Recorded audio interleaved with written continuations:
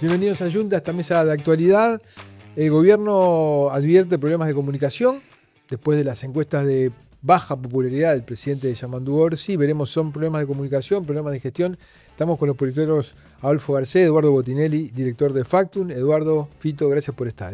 Gracias a ti por la invitación. Bien. Un placer. ¿Cómo va todo? Todo bien, todo muy bien. Estas encuestas que le dan muy baja popularidad a Orsi, luego de la cual tuvimos acá al Pacha Sánchez diciendo que se hacen cosas, pero se comunican mal. Después salió Fernando Pereira, diciendo más o menos lo mismo, ¿no? Que se hacen cosas, pero que el gobierno tiene problemas de comunicación. ¿Cómo lo ven ustedes? Dale. Creo que hay problemas de comunicación. Se habló de encuestas. Sí. Creo que hay problemas de comunicación, sí. Ha habido. De no transmitir, pero creo que es más allá de la comunicación. Una de las cosas que no se transmiten son certezas, son un rumbo claro, ¿no? Es decir, que se pueda manifestar cuál es el norte que se persigue. Ahora se dejó de hablar, ¿no? De la revolución de las cosas simples, ¿no? Que ahora se dejó de hablar. Bueno, eso, cuando se presentó, nunca se dijo cuál era la dirección de esa revolución de las cosas simples. Creo que se redujo demasiado, incluso el espectro de lo que se quería hacer. Pero en el fondo lo que hay es un problema, yo diría, vos mencionabas, bueno, temas de gestión. Temas de gestión puede haber, pero creo que lo que hay es un tema de político, mucho más profundo, de dirección política, de decisiones políticas, y que las decisiones que se han dado, no en general, pero ha habido temas que incluso van a contrapelo de la opinión de una parte del propio electorado del Frente. No de todo, porque es variado, pero sí de algunas cuestiones que, más allá de cómo se dijeron, es qué se dijo, ¿no? O qué no se dijo. Y eso creo que también es parte de lo que está haciendo este momento de evaluación de gobierno. Y el otro tiene que ver con las realizaciones y las expectativas, que puede ser gestión, que puede ser decisiones políticas, y también puede ser expectativas de medidas. Bueno, eso también es poco manejable para la política, porque en definitiva la política trata de generar expectativas y esperanza, ¿no? Es decir, como la idea de poder hacer cosas. Bueno, creo que ahí hay un tema también en cierta lejanía entre las expectativas de lo que la gente pensaba que votaba y lo que finalmente el gobierno quiere o puede hacer. Muy de acuerdo. A ver si logro decir tres cosas sin marearme. Lo primero es, creo que todos los gobiernos hacen mucho más de lo que la gente llega a saber, ¿no? Vamos a crear una lanza por los políticos, ¿no? Y por los gobernantes. Todos los gobiernos trabajan mucho. Este gobierno trabaja mucho. Ahora, algunos gobiernos comunican, esto sería lo segundo. Algunos gobiernos es cierto que comunican mejor, y este gobierno comunica mal, para empezar porque el propio presidente comunica muy mal. Yo creo que el que comunica mejor en el Frente Amplio, en el mundo frente amplista, es Fernando Pereira. No sé si alguien defiende mejor al gobierno que Fernando Pereira. Fernando Pereira es como una especie de héroe trágico, ¿no? Ahora que estamos con la onda esta de la Odisea. Porque es difícil defender al gobierno, porque el gobierno tiene malos números en materia de opinión pública, y Eduardo Pereira hace un esfuerzo muy grande por eso, por mostrar lo que el gobierno hace, por qué hace.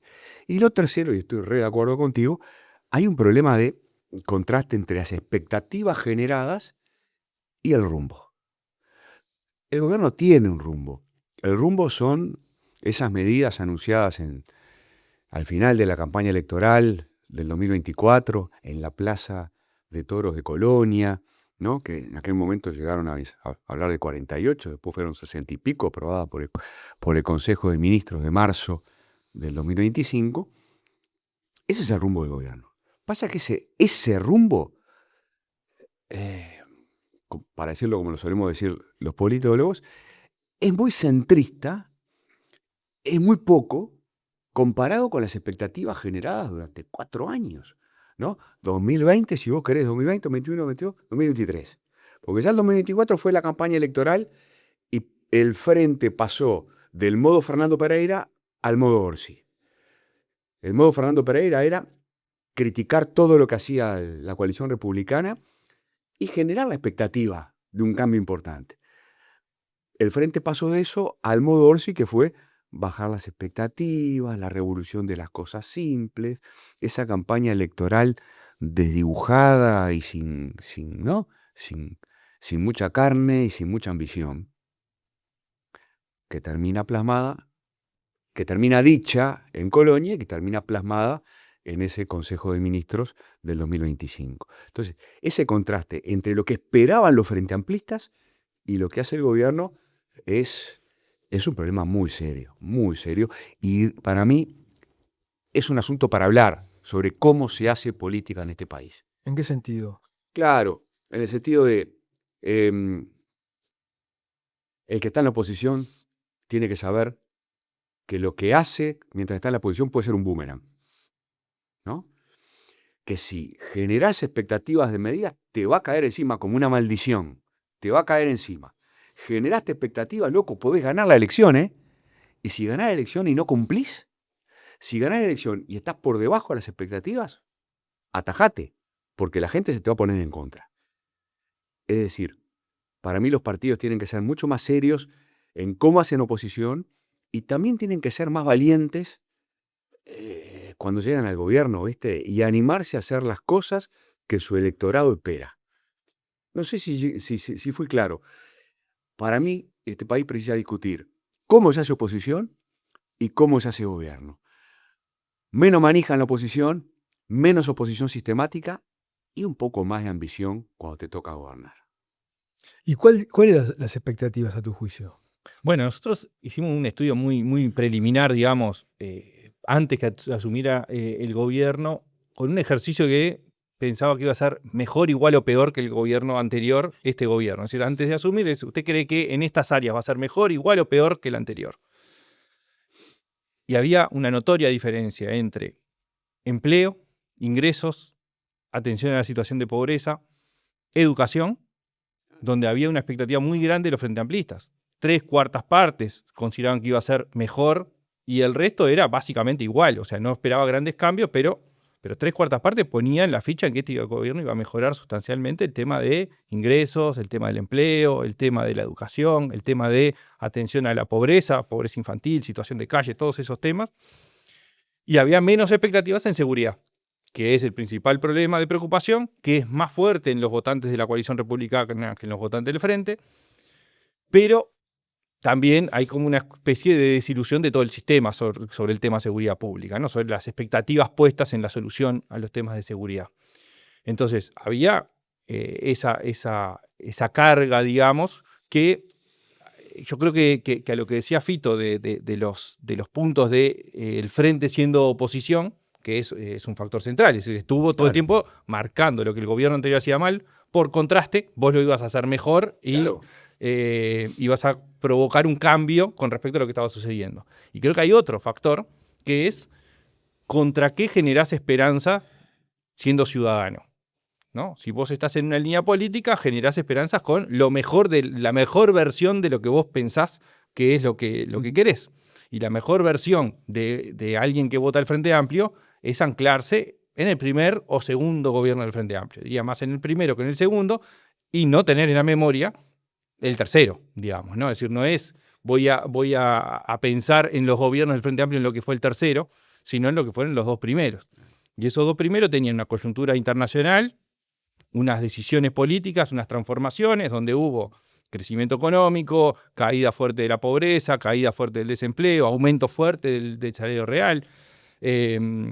Entonces, en ese contexto, bueno, transformaciones impositivas, de la salud, agenda de derechos, o sea, fueron dos gobiernos que fueron transformando. Ahí va, como que voluntad de mover el statu quo en muchas cosas, ¿no? Claro. El primero y el segundo gobierno del Frente, ¿no? Perdón. No, y eso creo que es parte de las expectativas generadas. Claro. Esto cuando decís, bueno, ¿qué expectativas había? Crecimiento del salario. No es que crezca 2 puntos del salario real, claro. Es que haya una mejora sustantiva del empleo de calidad. Bueno, en aquel momento salía de las crisis, es decir, había una coyuntura totalmente distinta, pero la idea de que se mejoraba, que los 25.000 pesistas no iban a existir más, ¿no? Es decir, esa idea de que había transformaciones profundas, digamos, o más fuertes de lo que terminan siendo. Entonces, eso creo que también que es ajeno, porque de repente la campaña electoral o el programa mismo no estaba indicando eso en esa medida, pero la gente va configurando su propia historia a partir de lo que conoce y sobre todo de las esperanzas que pone atrás del voto, ¿no? Entonces creo que eso, sumado a lo que marcaba Fito de lo que fue el frente como oposición, bueno, marcaba la idea de que iba a haber un cambio importante en estos asuntos. Y en realidad la percepción que hay es que no está haciendo este gobierno mejor que el anterior en casi ninguna de las áreas. Nos estamos centrando entonces en que en realidad la baja popularidad se centra básicamente en votantes frente amplistas. No, perdón. Dale, viejo, No, que sos o sea, el que tiene los números. no, dale. en realidad o sea, ha habido un proceso que ha sido distinto a otros momentos, en varios aspectos. El primer punto extraño, digamos, para lo que es el comportamiento de la opinión pública fue una especie de compás de espera que hubo en los increíble. votantes, en los no votantes de Orsi, donde iban al término neutro. ¿Por qué Orsi no era de generar rechazos? No era el arranque del gobierno no fue confrontación, sino fue acumulación positiva, usando el término que usó el presidente. Entonces no despertó rechazos inmediatos. Ya sobre fin del año, del primer año, el 2025, empezó un proceso de aumento de la desaprobación en los votantes de los partidos de la coalición y levemente en los votantes del Frente Amplio ciertas desilusiones. Eso, el aumento de la desaprobación en los votantes de los partidos de la coalición se dio hacia fin de año cuando aparece rendición de cuentas, aparece el presupuesto, aparece Cardama, todo eso, aparece la oposición más dura también, la oposición me refiero al sistema político de la oposición mucho más enfrentado. Todo eso va generando en la opinión pública de los no votantes del Frente Amplio de reacción negativa. Este año arrancó con una caída en los votantes del Frente Amplio. Y eso explica el último movimiento, los últimos movimientos de caída de aprobación, donde empieza a acumularse desaprobación en quienes votaron al Frente Amplio, y esto es lo novedoso. Se parecen algunas cosas a lo que fue Vázquez II, digamos, o el tercer gobierno del Frente, ¿no? No en la velocidad, pero sí en cómo se fue dando una caída primero en los votantes, en los no votantes, y después en los votantes, que no se había dado en el primero y segundo gobierno. Claro, porque que los votantes de la coalición republicana tengan mala opinión no tiene nada de sorprendente, ¿no? Por algo no lo votaron, yo qué sé. Lo más sorprendente es que los votantes frente amplistas empiecen a mostrar insatisfacción, lo que estaba medio como cantado para cualquiera que vea algo de carnaval. Claro que fue el carnaval pasado. Fue tremendo. ¿No? Fue tremendo, ¿no? Una crítica arriba de la otra. Eso ya te mostraba que había un malestar, para que no se haya dado cuenta antes, que había un malestar fuerte en una parte importante del electorado frente amplista. Pero además, el año pasado, tampoco el presidente Orsi intentó ganar popularidad en los no votantes, del lado de la coalición republicana. Yo hubiera jurado, Gabriel, lo hubiera jurado, lo escribí, lo dije 20 veces y me equivoqué. Cosa del fútbol. Che, que iba a intentar hacer como hizo el Pepe Mujica en el 2010. Las comisiones multipartidarias. Porque esa es una manera. Vos asumís como presidente. Asumís como presidente con la fama de hombre de diálogo. Fama bien ganada de hombre de diálogo. Tenía espalda, tenía espacio, ¿no? Tenía tiempo como para invitar a la oposición, ¿no? A la coalición republicana, a decir, che, ¿qué les parece si nos juntamos a hablar de situación de calle? Y nos juntamos a hablar de seguridad. Y vos en marzo, yo lo hubiera jurado que lo iban a hacer, ¿no? Porque instalar esas comisiones le permitieron al Pepe en su momento ganar prestigio, ganar tiempo, calmar a la oposición, ¿no? En la medida que los tenés en un espacio de diálogo, ¿no? En cierto modo los neutralizás. No lo hizo.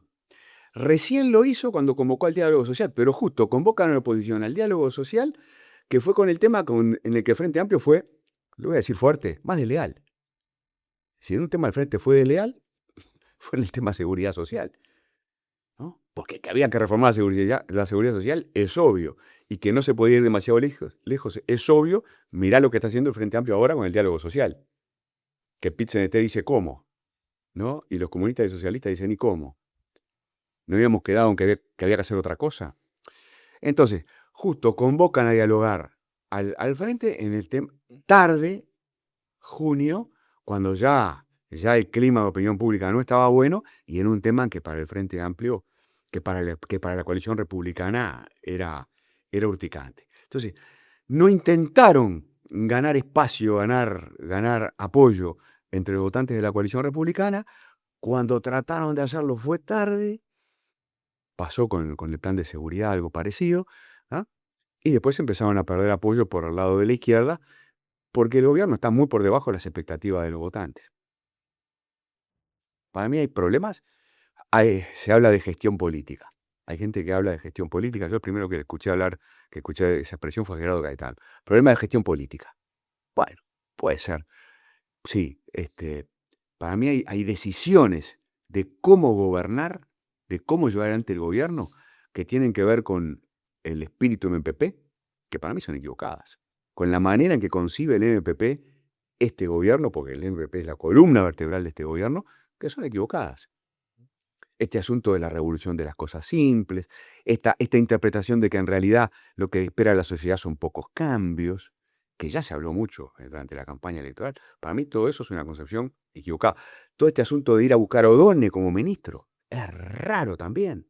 Es raro, ¿no? Buscar un ministro de Economía competente, serio, prestigioso, está perfecto. Ir a buscar al más centrista de todos los frente amplistas, para mí, es raro. ¿Cómo no le va a hacer ruido al frentista normal? En fin, para mí hay problemas de cómo encararon la campaña electoral y de cómo están encarando el gobierno, ¿no? Y eso hace mucho ruido entre los frentistas. Ahora, la tiene difícil el Frente también porque en dos temas que son los dos que más importan a la gente según las encuestas, que son la seguridad y la economía, ¿no? En la economía, si tiene que salir a reivindicar ciertos logros como los reconocimientos de organismos internacionales, etcétera, lo critican por izquierda. Y en seguridad, si quiere salir a llenar el vacío que dejó el discurso de mano dura y salir a articular un discurso de izquierda, lo critican por derecha. Entonces no la tiene fácil el gobierno para articular discursos ahí, porque pierde por izquierda y pierde por derecha. El fenómeno DONE es un problema hacia adentro, el fenómeno de seguridad es un problema hacia afuera. Sí, y ahí tuvo que sacar los tanques para poder ganar cierto margen de simpatía por la derecha. Y crítica de la izquierda. Y crítica de la izquierda, ¿no? Y estamos viendo con el fenómeno de Estados Unidos que 2x3 le genera crítica de la izquierda, ¿no? O sea, tiene ya de por sí, más allá de sus errores, tiene un escenario complicado de gobierno, ¿no? Déjame decirlo en una frase, a ver qué pensás vos. Para mí, la izquierda se tiene que preocupar de no ser criticada por la izquierda. Si yo entiendo, capaz que es muy simple esta manera de pensar, ¿no? Pero si vos sos izquierda, te debes en primer lugar a tus votantes. Estoy de acuerdo con cosas que he escuchado últimamente en el mundo frente amplista sobre eso. Lo primero es tus votantes. Que tus votantes se reconozcan en el gobierno que votaron. Eso es lo primero. Que te critique la derecha. Y sí, viejo. Está. Por algo hay izquierda y derecha. Está bien. Pero lo primero es ser fiel a tu identidad, poder mirarte al espejo, ¿no? Ser fiel a tus principios, a tus valores, a tu tradición, a lo que sos. Eso es lo primero, ¿no? Y bancarte la crítica de la derecha. Ok. Pero ¿qué es la izquierda? La izquierda son los votantes, son los militantes. La izquierda son los que criticaban a Astori y ahora critican a O'Donnell. Son los que promueven el plebiscito contra la reforma de la seguridad social. Los que no. Son los economistas que fueron contra ese plebiscito. ¿O no? Y bueno, yo te diría que la izquierda es... ¿Qué es la izquierda? La izquierda, sí, claro que son los... La izquierda, para empezar, por supuesto que son sus activistas. Por supuesto que la izquierda son sus activistas, son sus comités de base, es su congreso, son sus coordinadoras, son las bases programáticas. Con eso no ganas elección. Bueno, Pero con eso sostenés un partido político. Lo primero es que los partidos políticos se sostengan, porque si los partidos políticos no se sostienen, se derrumba la democracia, que es lo que pasa en el mundo, ¿no? Vos sabés que nosotros los politólogos debemos ser un mea culpa, creo yo. Y voy a hablar en primera persona para no involucrar a mis compañeros y amigos. Pero durante 30 años, porque los años pasan, instalamos esta cosa de que hay que ganar elecciones y los votantes de centro. Y capaz que nos olvidamos de decir una cosa, que hay maneras y maneras de ganar al votante indeciso, al votante de centro. Está bien que, dado el balotaje, los partidos no pueden tener propuestas ni demasiado izquierdistas ni demasiado derechistas. Ponele, ¿está? Pero otra cosa es correrse al centro olvidándote de ti mismo. Es como si el frente se olvidara de sí mismo, ¿no? Eso es lo que está pasando. Cuando Álvaro Delgado fue por Valeria Ripoll, cometió el mismo error. Se olvidó de los blancos. En el afán de ir a rescatar 3 votos, se olvidó de sí mismo, se olvidó de los blancos del interior, de los blancos que se sienten requete blancos, que andan de boina, que tocan la guitarra y que prenden los fogones y que van a masollar. Primer deber de los dirigentes políticos, cuidar a sus activistas, que son los que sostienen los partidos.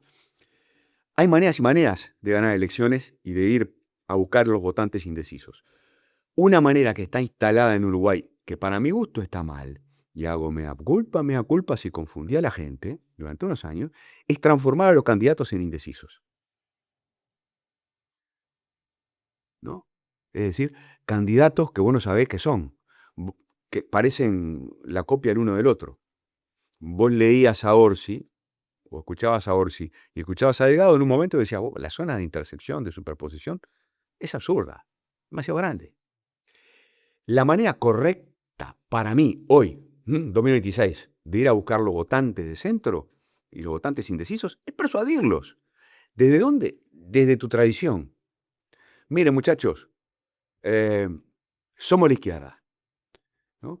Y bueno, y nosotros creemos en el Estado, creemos en la política pública y queremos gastar más. Y para gastar más, sí, vamos a poner más impuestos. ¿Sabes a quién? A los más ricos. Tabaré lo dijo y ganó una elección. Que pague más el que tiene más. No escondió que iba a poner un impuesto a la renta. Fue, ¿no? Fue por ese lado. Y si sos la derecha, no te me transformes en izquierda y vayas a buscar a Valeria Ripoll. Decile a la gente, no, mirá, yo creo que para que haya menos pobres tiene que haber más mercado, porque entonces tiene que haber más inversiones, y tiene que haber más empresas, y tiene que haber más trabajo, porque para que no haya niños pobres tiene que haber padres que laburen. Y para que haya padres que laburen tiene que haber competitividad. Salí a buscar a la gente desde tu lugar y no desde esa indefinición que termina confundiendo y frustrando a los que tienen que mantener la esperanza viva de los partidos de este lado y de los partidos de este lado, de este otro lado. Pero ya te digo, yo creo que es una versión distinta a lo que me escuchaste durante algunos años. Pues. No, yo escribí una columna similar a lo que estás diciendo. Bien, ya somos 2. ¿Eduardo? No, y creo que hay otra confusión que se ha dado últimamente y es la idea de que el presidente gobierna para todos. Y eso es real. Punto importantísimo. Gobierna para todos, pero gobierna desde un lugar. No puede decir, no, ahora que me eligieron, claro, lo que propuse no lo voy a poder hacer porque en realidad, como hay otra gente que piensa distinto, voy a hacer lo que piensan los que no me votaron. Por algo una mitad que no lo votó. Bueno, entonces, en realidad, la confusión que hay entre gobernar para todos y gobernar según lo que piensan todos es un abismo, porque en realidad Está muy bien dicho, sí. Es decir, la idea de gobierno ¿Cómo partido, hay discursos claro, que generalizan y que confunden las cosas, ¿no? Yo agregaría un matiz a lo que estamos diciendo. Pero que en política es difícil aterrizarlo, ¿no? Claro. Que queda bien para la tribuna decirlo, pero no, pero que uno tiene que ser realista y que es la simpleza de la idea. La simpleza de la idea es, si hubo una mitad que no te votó, ¿cómo vas a gobernar para esa mitad que no te votó si hay un programa de gobierno, claro, al que no adheriste? Claro. No, es tan simple la idea, es tan lineal. Estamos de acuerdo. No, pero incluso podés plantear la idea de yo gobierno para todos, con mis ideas. Claro. Porque creo que esto es lo mejor para todos, no para los que me votan. Es Exacto. mejor para todos. Claro. No, eso lo puede. La ley generalista va a regir para todos, los beneficios que yo le voy a dar van a regir para todos, pero son estos que son parte del programa de mi partido. Déjame agregar solo un matiz que es. Pero perdóname que te quiera agregar, Dale. perdóname. Sí. Pero esto es una opinión también, ¿no? Dale. Y es que con las acechanzas que la democracia tiene, en esa confusión del centro de la olla, como le digo yo, en la que se desdibujan los partidos, es cuando aparecen los populistas que tienen una definición bien clara, a diferencia de esta confusión en la que aparecen los partidos históricos, y entre esa confusión aparece un outsider, estoy caricaturizándolo, ¿no? Pero que aparece bien definido.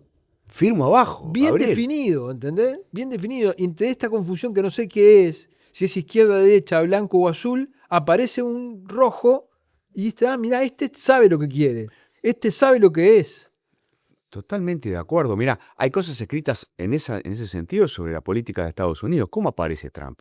Aparece en buena medida por la superposición de demócratas y de republicanos, porque los demócratas se volvieron demasiado republicanos. ¿No?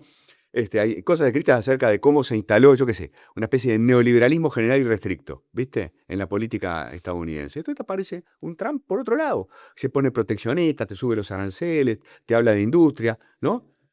Te sale a defender a los trabajadores. Es así.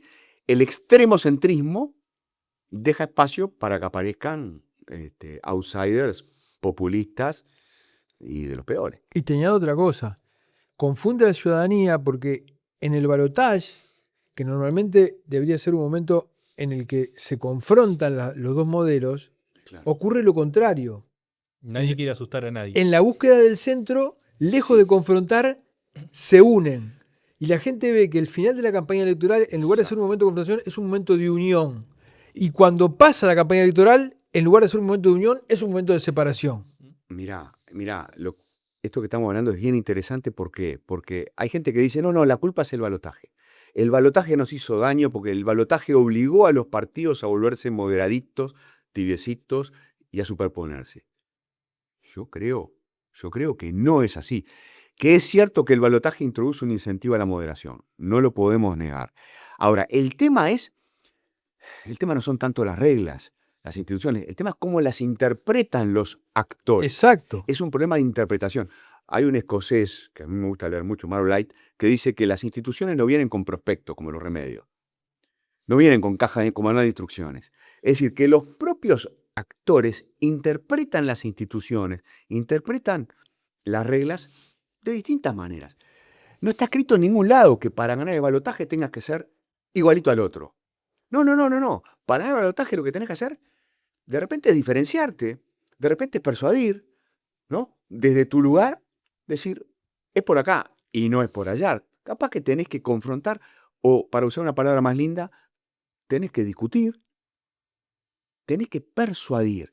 Ni siquiera Anthony Downs, que es el inventor de esta teoría económica de la política en 1957, ¿no? De izquierda a derecha, de la búsqueda del centro y todo eso, ni siquiera él dice que tienen que ser todos iguales. Dice, no, está bien. Si el electorado tiene una distribución así normal y la mayoría está en el centro, yo qué sé, ¿qué tienen que hacer los persuasores? ¿Qué tienen que hacer los partidos? Tienen que salir no pueden ser idénticos. Para persuadir, tenés que ser distinto. Hay un problema de cómo se interpretan las reglas en este país. Yo espero que la próxima campaña electoral, que va a seguir habiendo balotaje, tengamos discursos distintos para que la gente pueda elegir y no que estén tirando todos centros a la olla. Yo lo espero. Eduardo. Pero me faltaba una cosa que es un punto importante, que es, una cosa es el gobierno, gobernar desde tu lugar, y otra cosa es pasarle con la aplanadora al otro. Importante, ¿no? Gobierno, está bien, ganó el partido A, que gobierne para todos desde su lugar, pero sin agraviar, sin ignorar, sin mortificar, sin mojarle la oreja, ¿no? Sin hacer de cuenta que el otro no existe. ¿Pero está haciendo eso este gobierno? No, capaz que este gobierno no tanto, pero es un poco la tradición uruguaya desde, no sé, yo te diría desde cuándo. Capaz que desde Tabaré Vázquez para adelante. El frente gobernando por sí ante sí, ignorando a los otros. La coalición republicana gobernando por sí ante sí, ignorando al frente. Eduardo, más allá de esto que estamos hablando del gobierno, ¿hay un problema en la imagen del presidente? Bueno, en el último tiempo sí, que Ajá. no era, digamos, durante el 2025. 2025 la imagen del presidente había sido medianamente afectado, digamos, pero sobre todo en los no votantes del Frente Amplio, es decir, no se acompañó linealmente, pero se iba acercando la evaluación de gobierno con la imagen del presidente. En el último trayecto, digamos, de primer semestre de este año, sí se ha dado una caída en la imagen del presidente, también adentro de los propios votantes del Frente. Es decir, siguió la línea de afuera de los votantes del Frente Amplio, la imagen cayó fuerte del presidente, y dentro de los propios votantes también. Es decir, efectivamente se ha dado una afectación de la imagen. Que bueno, el último punto fue el tema de la camioneta, ¿no? Que termina afectándole en un lugar que no venía siendo afectado, ¿no? Ya cuestionándole su forma de actuar, que no es lo político, sino que es lo personal. Bueno, eso termina siendo un elemento más que le pega en su imagen, ¿no? Esta imagen de conciliador, de persona de bien, bueno, Y de persona honesta. de honesto, bueno, se pone en cuestión. Y quería rescatar, porque lo que decía Fito con respecto a las reuniones sectoriales y generar vínculos, él lo logró en el Consejo de Ministros, en el Consejo de Intendentes. Claro. Pero es su lugar, digamos. Claro, Claro. Él es uno más adentro de ese consejo, ¿no? Entonces, es un lugar donde él se sentía cómodo y lograba Totalmente. articular. Creo que lo que le cuesta es, por la coyuntura, hay un dato que no es menor, que se incorpora en esto y que tiene que ver con lo último que decía Fito de la aplanadora, y es que es el primer gobierno que no tiene mayoría propia de los últimos años, porque siempre había coalición blanco-colorada, ¿no? En los gobiernos pre-frente, el frente tuvo mayoría propia, después se tuvo la coalición multicolor, y hoy es un gobierno que no hizo una coalición. Podría haber hecho una alianza, difícil, pero podría haber hecho una alianza con, imposible con Salle, pero digamos, los votos que le faltaban, o con Cabildo Abierto, o generar algún otro marco de mayorías más automáticas, que era muy difícil, no digo que sea fácil, ni mucho menos, pero el camino fue el otro. El camino fue, no hay un acuerdo, no se busca el puente permanente, sino que va a ser caso a caso. Bueno, y ahora está la rendición de cuentas arriba de la mesa, ¿no? Bueno, hay que ver esa discusión. Entonces, también el no tener la mayoría parlamentaria le lleva también a la necesidad de acordar en un lugar distinto. Pero entonces, vuelvo a que efectivamente la imagen de Orsi no es la que era antes, ¿no? Se ha visto afectada por distintas... También suma eso. Sí. Ahora, estamos mirando lo que le pasa a la política, ¿no? Pero si sacamos la mirada de la política y miramos lo que le pasa a la gente, ¿no estamos viviendo un clima de ansiedad generalizada en el que todo queremos pedido ya y le estamos reclamando a la política cosas que la política no puede dar y que la política se siente impotente ante los tiempos que la democracia no puede responder a los tiempos de TikTok y de Instagram? Yo he escuchado a varios colegas hacer ese argumento y puede ser. Yo De tomo hecho- nota de eso, De hecho, puede el otro ser día que algo esté cambiando. la calle dice, A ver. en el discurso, Sí, si los tiempos de la política claro. no responden a los tiempos que la gente quiere, no frenemos a la gente, sino que aceleremos la política. Claro. Pero la política tiene unos tiempos que... Una cosa es los tiempos cuando la política se enlentece por las trabas de oposición y gobierno, digamos, y otra cosa es cuando te referís a los tiempos de la burocracia natural, de los tiempos de la democracia, de los tiempos de la política naturalmente, digamos, ¿no? Sí. Y los tiempos de la democracia no son los tiempos de las redes sociales, no son los tiempos de pedido ya, no son los tiempos de la ansiedad digital. Sí. Hay un fenómeno social, capaz que vos lo tenés más estudiado. A mí me parece que sí que hay que ponerlo eso arriba de la mesa. Pero entonces razón de más para que los políticos sean cautos a la hora de generar expectativas. Acordate cuando Tabaré dijo, antes de asumir por primera vez, dijo, el que esté esperando cambios demasiado importantes o que no nos vote. También los políticos pueden o azuzar las expectativas, ¿no? Incrementarlas, o pueden bajar las expectativas. Por eso es importantísimo y la manera de hacer oposición es muy importante, ¿no? Porque en el corto plazo parece que puede servirles pegarle a todo. Otra vez vuelvo, pero es un boomerang, ¿no? Porque si le pegás a todo, después lo que te va a pasar es que la gente va a decir, ¿y cómo? ¿No? ¿Por qué no resolver los problemas? Es decir, hay una gran responsabilidad del liderazgo político en cuanto a cómo se hace oposición. Y cómo Para cómo se generan expectativas Claro, de, por de eso. solución. No Porque generar expectativas de también la idea de que esto es fácil de solucionar, que se hace desde la Claro. oposición, cuando toca hacer gobierno no se puede. Yo Claro. creo que el fenómeno redes sociales y velocidad es un círculo vicioso en el que estamos enfrascados y que la política está enfrascada, que es muy compleja. Porque, por un lado, está la necesidad de visibilidad que tienen los políticos, y la visibilidad se logra con un camino. Y el camino es no la confrontación ideológica, que es en cierta forma muy deseable, y diría que necesaria en este momento sobre todo, sino la confrontación desde otro lado, ¿no? Donde empiezan a aparecer, en Uruguay relativamente poco, pero los insultos, La intolerancia. ¿Y qué es lo que más tracciona en las redes sociales? Total. Es eso. Es eso. Entonces hay legisladores que son más creadores de contenido que legisladores. Cuando nosotros subimos acá en Junta un contenido que naturalmente tiene alguna confrontación, nosotros tratamos de evitar la intolerancia, tratamos de evitar, pero cuando hay un contenido que naturalmente tiene confrontación, sube más. Entonces hay incentivos para que eso se dé, porque el político necesita ser visto. O sea, el tema es si se cree, que es lo que ha pasado en muchos casos, que eso es la opinión pública, que es la ciudadanía. Eso es el entorno de las redes sociales, más militante, más cercana a la política, que quiere sangre, pero no es el conjunto de la ciudadanía. Creo que ahí hay un punto. ¿Sigue valorando el diálogo? Yo me acuerdo de encuestas de ustedes diciendo, no, la gente en este país premia el diálogo, los acuerdos. La gente lo sigue valorando. Sí, lo sigue valorando. Te diría que la parte más confrontativa y que no reconoce a la otra parte ha oscilado entre el 10 y el 15% del total del electorado. Mirá. El resto tenés el que está descreído, que es otro punto, que lo pasamos medio lateralmente, que creo que el Frente Amplio, pero también la oposición, está corriendo un riesgo, no digo que pase, pero corriendo el riesgo que se pase del enojo, que es un activo el enojo para la militancia. Cuando el militante está enojado con lo propio o con lo ajeno, activa más. Sí. Distinto es cuando lo que hay es la desilusión, que la desilusión no activa. Y ese es un punto que no es menor.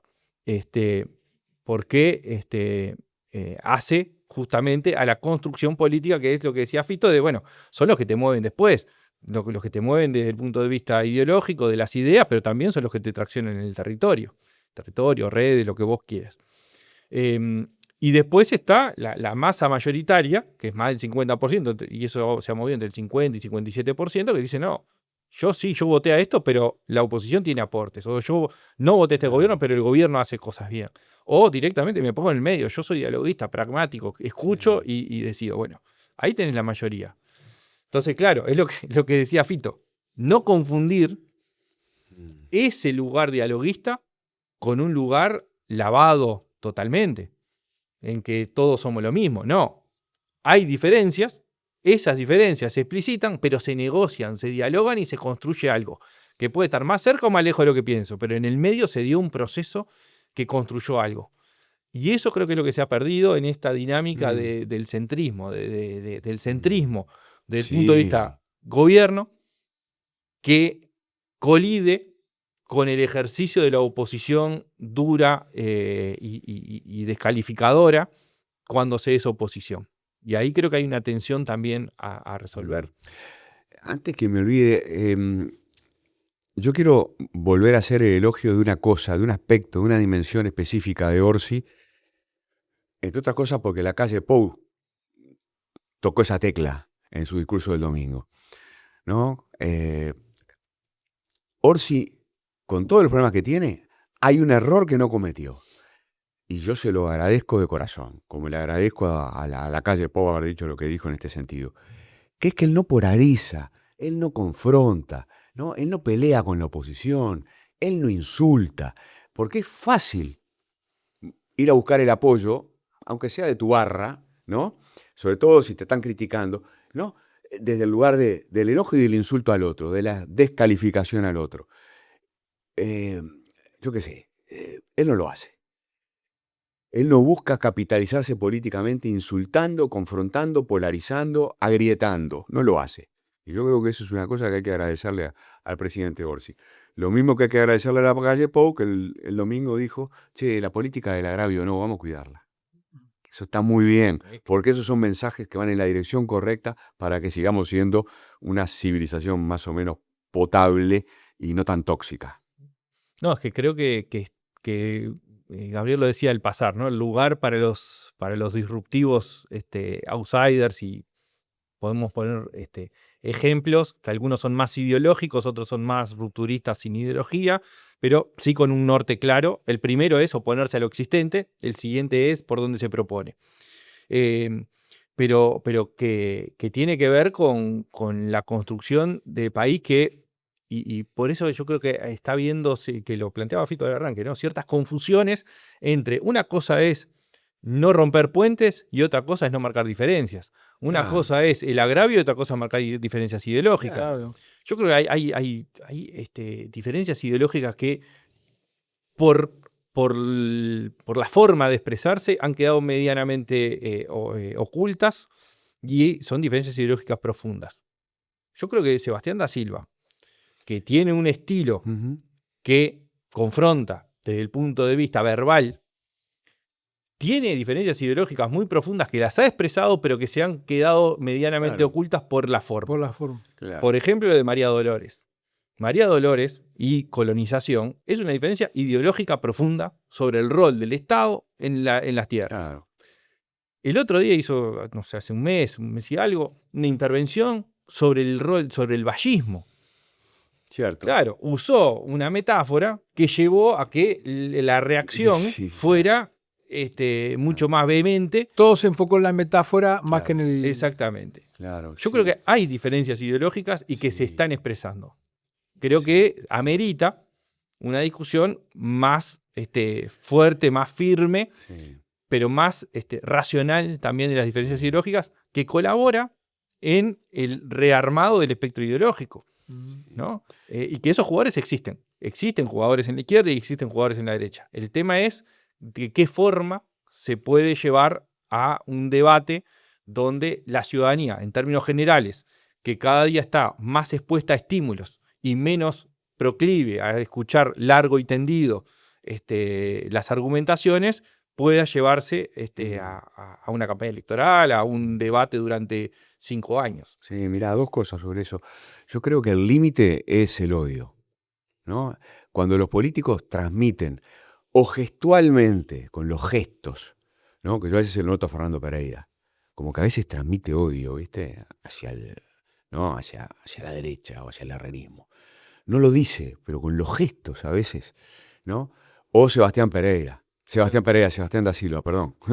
Sebastián da Silva, que a veces, en su vehemencia, también, ¿viste? Pisa esa banquina. Yo creo que ese es el límite que no hay que cruzar. No deberían expresar odio ni fomentar el odio. Eso es lo que no nos podemos permitir. Eso es lo que está mal para mí. Después, ¿no? Más discusión ideológica, entre otras cosas, porque a este país no lo hicieron grande los políticos tibios, los políticos centristas, ¿no? ¿Quiénes construyeron este país, la mejor democracia de la región, por ahora al menos, ¿no? ¿Quiénes lo construyeron? Los Valle de Ordóñez, ¿no? Que tenían ideología, tenían convicciones, tenían principios, ¿no? Los Luis Valle, los Jorge Valle, ¿no? Los Luis Alberto Herrera, los Wilson, los Sereñis, ¿no? Che, en todas las tiendas, en todos lados, en la derecha, en la izquierda, gente con convicciones, que no andaban pendientes de cómo buscar el voto del indeciso disimulando sus ideas. iban y discutían. Nosotros conocimos, bueno, porque son muchísimo más jóvenes, nosotros conocimos la política de la década del 90. Se discutía de ideas, los partidos discutían de ideas, la izquierda tenía sus ideas, los colorados, los blancos tampoco pensaban exactamente lo mismo, Sanguinetti, la calle Herrera, había discusión ideológica, ¿no? Hay que recuperar la discusión ideológica y minimizar o erradicar los discursos de odio. No, la ley de empresas públicas fue... Excelente discusión. Claro. Y Claro. bueno, eso se ha ido perdiendo, yo creo, por dos grandes temas. Algunos porque se ha ido de alguna forma hacia el lugar centrista, hay cosas que no se tocan y de hecho empieza a verse, porque estamos hablando de este gobierno, pero empiezan a aparecer algunos cuestionamientos a lo que fue el gobierno pasado de sus propios votantes también. Claro, El ala más liberal claro. del Partido Nacional no está conforme con lo que fue el gobierno Claro. del Partido Nacional. La 71 Claro. se critica, ¿no? Ni que hablar. Y Sí, hay sí, que- sí, sí. Claro, no se hacen públicas porque Sí. el Partido Nacional no tiene alas, tiene un solo líder, ¿no?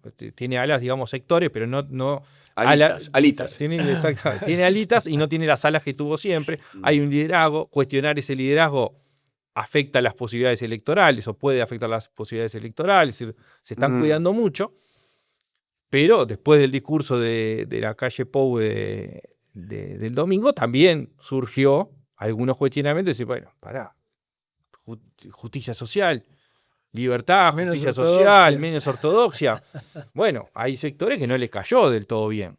Después está y también dónde se solapa el gobierno actual con el discurso de la calle Pou. En realidad hay un solapamiento muy grande y todo el sistema está confluyendo hacia ese lugar. Ah, sí, para mí es una pregunta buenísima, ¿no? Para el futuro, ¿dónde va a estar parado ideológicamente la calle Pou? ¿Dónde va a estar parado el Frente Amplio también? Yo creo que el Frente Amplio va hacia un candidato más de izquierda. Esa es mi interpretación, ¿no? Y que los que piensan que Gabriel Ordóñez puede ser candidato a la presidencia, para mí se equivocan. Capaz que lo equivocado soy yo. Pero la pregunta sobre la calle Pou es bien interesante, ¿no? Es decir, ¿qué tipo de la calle Pou vamos a tener en los próximos 2 años? ¿Vamos a tener una calle Pou socialdemócrata? Che, no sé, ballista. Como dice Sanguinetti, ¿no? Que se volvió ballista a la calle Pou. Yo la verdad que no sé, le presto mucha atención y realmente me genera curiosidad y en cierto modo también cierta preocupación, por esto, ¿no? Porque este país precisa una izquierda moderna y una derecha moderna que sean distinguibles. Ya se ganan esos tiempos, muchachos. Les quedo muy agradecido por su tiempo. Agradecido, ¿no? Gracias a vos. Gracias. Un gusto.